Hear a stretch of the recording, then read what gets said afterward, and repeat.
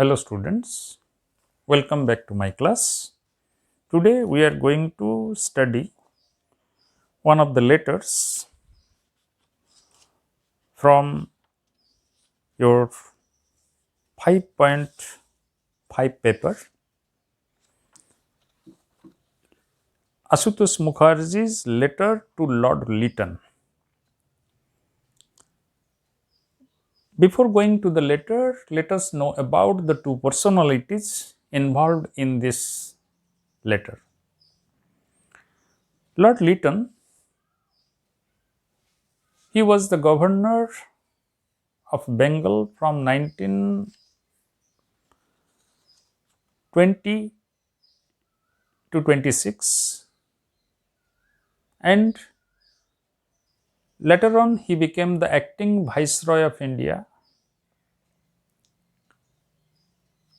And Ashutosh Mukherjee was the Vice Chancellor of Calcutta University at that time when the letter was written.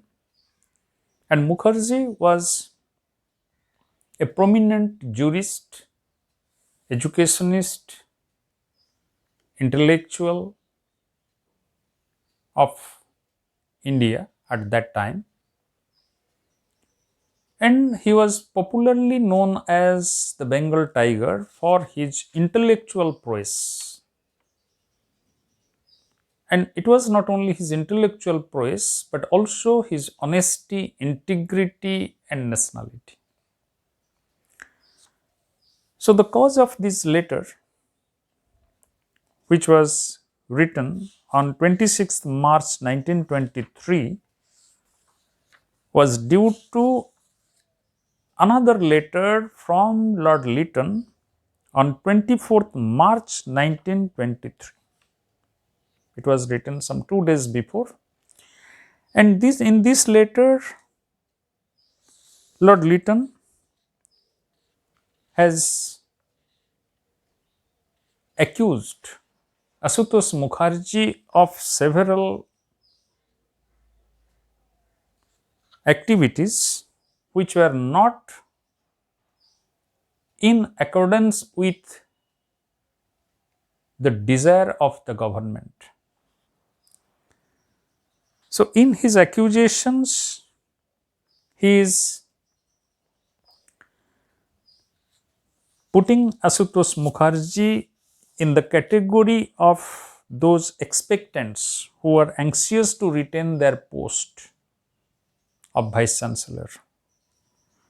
But at the same time, he is telling that Ashutosh Mukherjee has never been cooperative. He has never been sincere in serving the government. He has never been constructive in his criticism. He has also violated various principles of the confidentiality of office by leaking out the matters to the press, to some other personalities, including Governor of Assam and others. And finally, in that letter, he is putting certain conditions before Ashutosh Mukherjee if he has to retain his Vice Chancellorship for the 6th time.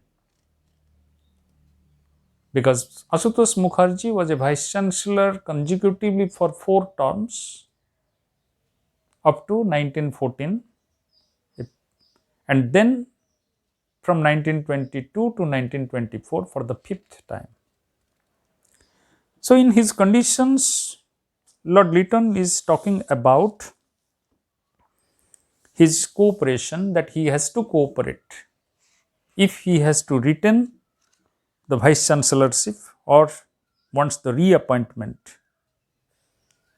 He is telling, I am prepared to seek the concurrence of my minister to your reappointment as Vice Chancellor, and I am confident that we can produce a bill which will both secure the approval of the Legislative Council and be of lasting benefit to the university. He wants a particular bill to be passed about the Calcutta University, and which probably Ashutosh Mukherjee was not interested to make it pass in the Senate, and he is seeking his cooperation if he wants the reappointment.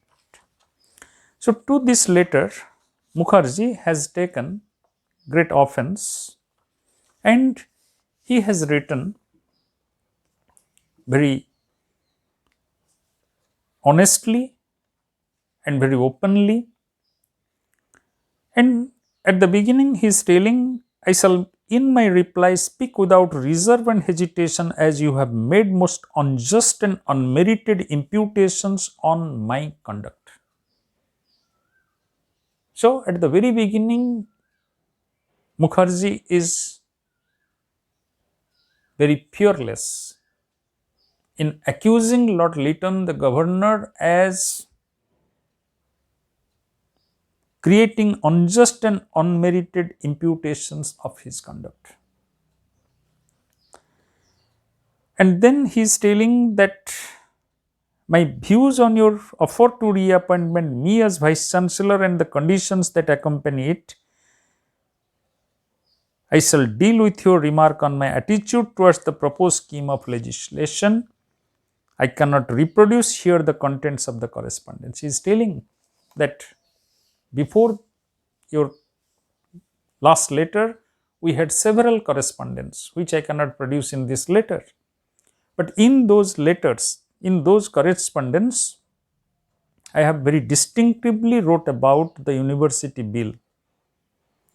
And that university bill, about that, I had given my personal opinion, as you say, but actually it was not my personal opinion, nor my personal opinion was invited. Therefore, your accusation about my foul play regarding the passage of the bill is not substantiated. Then he is telling that another bill, the secondary education bill, which you want also to be passed, you didn't forward its copy to the university. Rather, you wanted to pass this bill in a hasty manner through the legislative council and to impose your wishes on the people of Bengal. And further, he is telling that your bill, which was sent to me, it was said by Mr. Meter that the bill should be presented before the Senate and the Senate should approve it. And accordingly, I have placed that bill, and probably it is your ignorance that you don't know that His Excellency, the Governor of Assam, the Minister of Education of Assam, the Director of Public Instruction of Assam, all are the members of the Senate. Therefore, when the bill is presented in the Senate, everybody will come to know about that. They were served with the copies of that bill. So, I had not any personal discussions with them regarding the bill, or I had not made them averse towards the bill as you have accused. Rather, the Senate had appointed a committee under Sir Michael Sadler, who is from your government, and he was entrusted to go through the merits and demerits of the bill, and the committee accordingly found out certain problems with the bill which is to be addressed, for which I am not responsible. And regarding your accusation of leaking out these differences of opinion to the press, he is telling that I did it in the best interest of the university and of the country, again, you do not hesitate to assert that I have inspired articles in the press to discredit your government. This is a libel, and I challenge you to produce evidence in support of this unfounded allegation. Very strong wordedly, he is retorting to Lord Lytton that your allegations are based on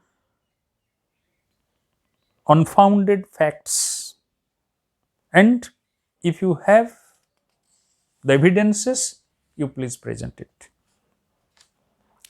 Then he is telling you complain that my criticism have been destructive rather than constructive. But Mukherjee is telling all throughout I have been forwarding my advices on the bill, but your office, your government is not responding to it. So how it could be destructive? I have on more than one occasion, as you will no doubt recollect, offered to draw up a bill with the assistance of my colleagues on the Senate and representatives of your government, but I have received no response.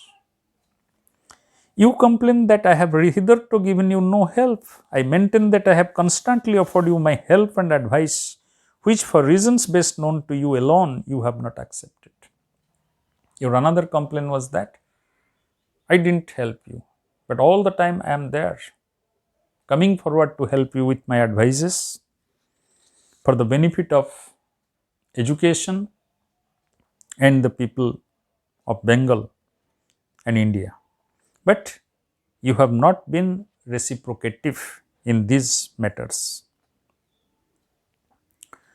Again, the report of the committee on the two bills minutely criticized their clauses and challenged the ideal that lay beneath them.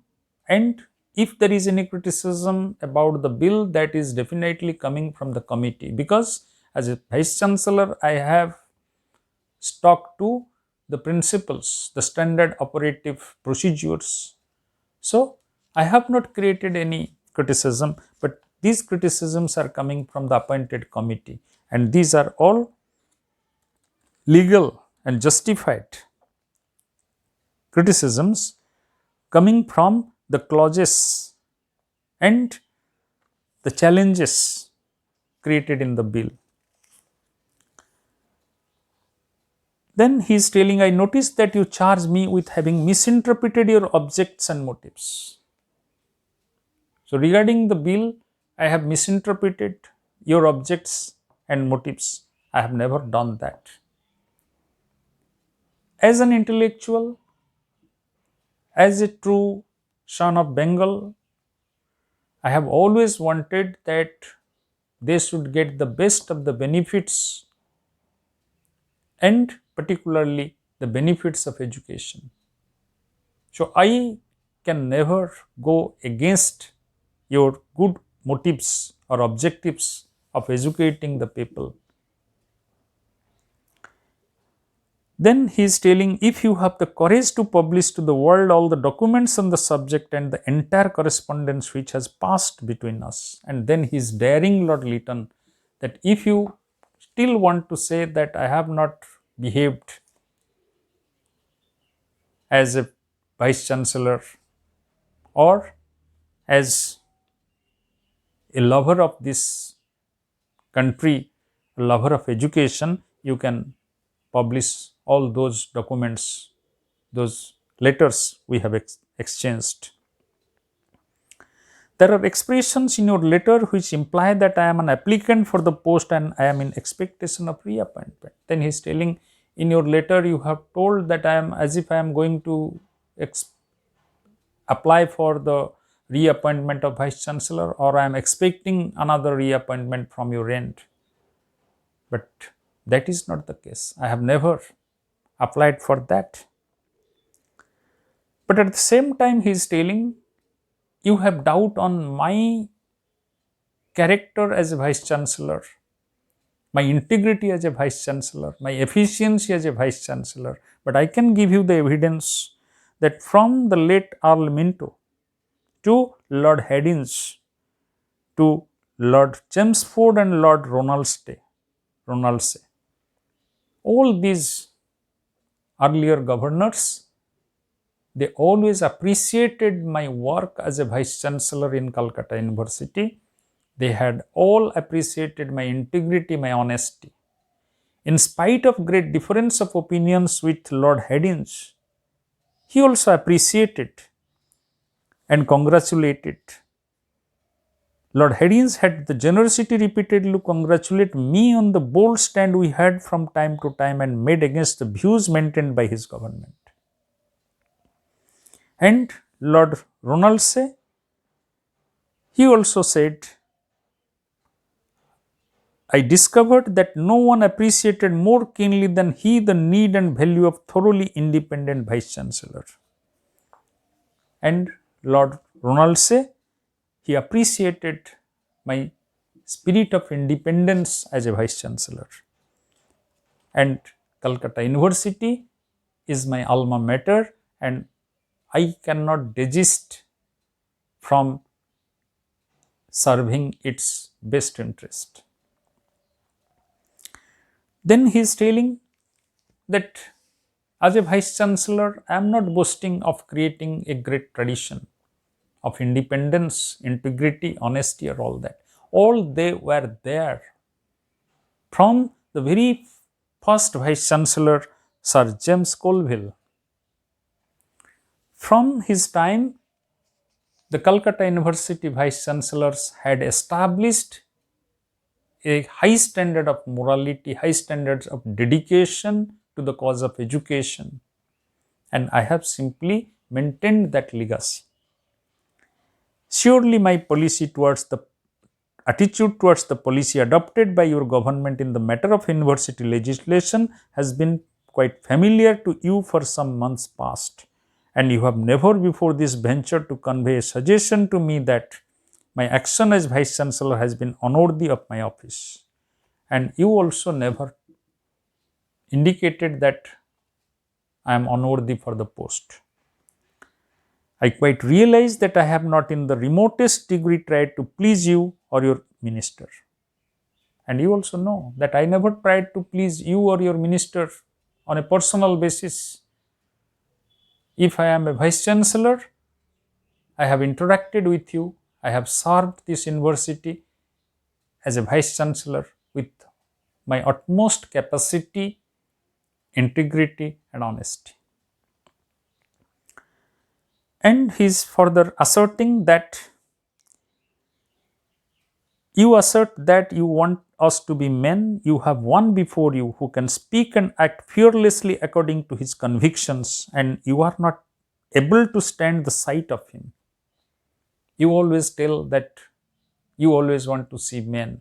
I am one standing before you, and you are not able to stand the sight of him. You will be afraid of me, because I am not afraid of any government power or any such power who can make me divert from my sacred desire to serve the institute. And finally, he is telling, I send you without hesitation the only answer which an honorable man can send, an answer which you and your advisors expect and desire. I decline the insulting offer you have made me. He is telling that your offer is insulting and I decline it. I don't like it.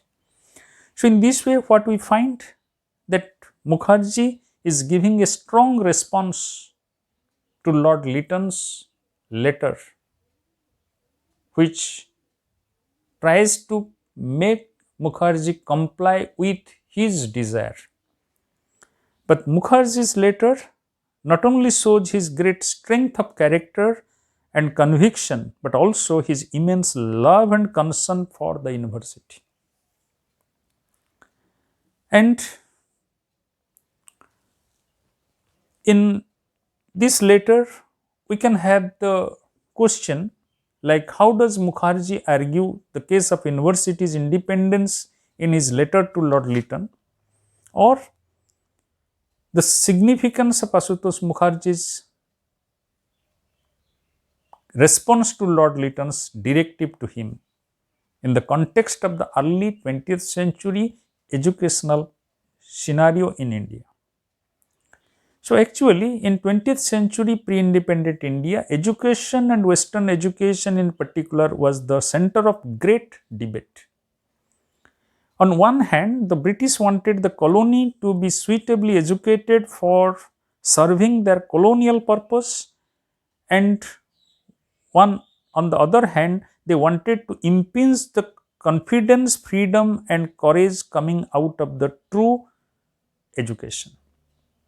They wanted a group of servants for the colonial administration as well as the bridge between natives and the colonizers, but in support of the colonizing philosophy. Education in colonial India was a tool of colonizing the mind, but few Indians exemplified rare integrity, independence, courage, and conviction that can equal anywhere the benefit of education and intellectuality.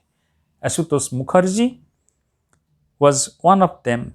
He was not only known as an eminent scholar and a strong nationalist, but also an astute administrator and humanist. As the professor and vice chancellor of Calcutta University, he had maintained a high standard of intellectual integrity and nationalist fervor.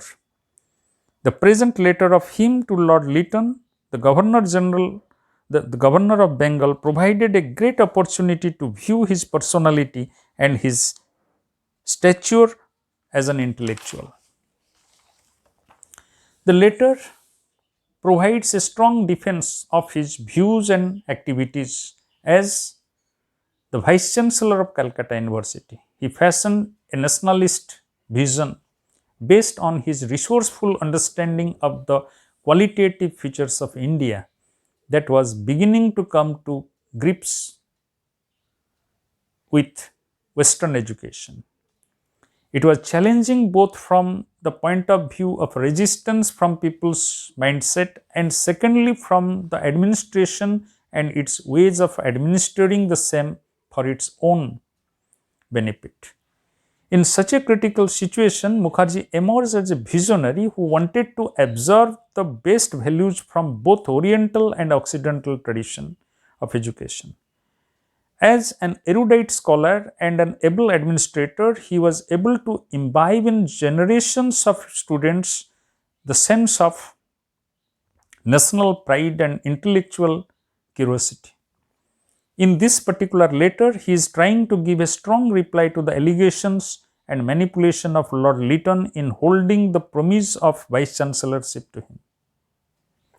Lytton, in his letter, had alleged that Mukherjee was a hindrance in establishing harmony between the government and the university. Secondly, he took his posting as a responsibility to oppose or contradict every government move in spreading Western education.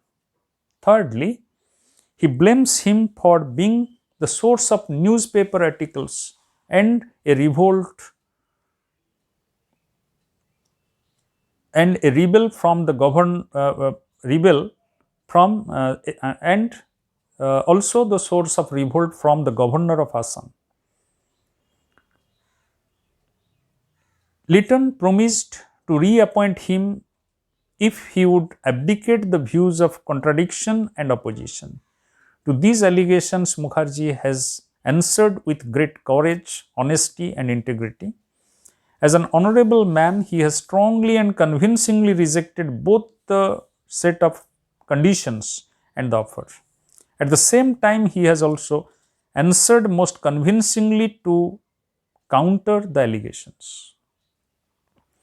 Mukherjee's letter is a fine blend of intellectual humility, honesty, integrity, and assertion. He has not been afraid of challenging Lord Lytton to prove his allegations about the press. He has also very minutely and factually presented his evidence to support his arguments. He also has taken help of his relationship with former governor generals from late Lord from late Earl of Minto to Lord Ronaldsay in substantiating his credit as a Vice Chancellor and a lover of education. Most significantly, he has also held up against the government pressure through the courage of intellectualism. And you can quote, who can speak and act fearlessly according to his conviction. In this manner, we find Ashutosh Mukherjee has exhibited a great strength of character with conviction as well as his immense love and concern for his alma mater. His letter proves that the true educational values require bold, uncompromising, and fearless leadership as well as a clarity of vision. So, this letter is very significant, and particularly for you students to imbibe its moral values, to imitate its spirit, which holds education and humanity at the highest level of society. I think you will be able to answer the questions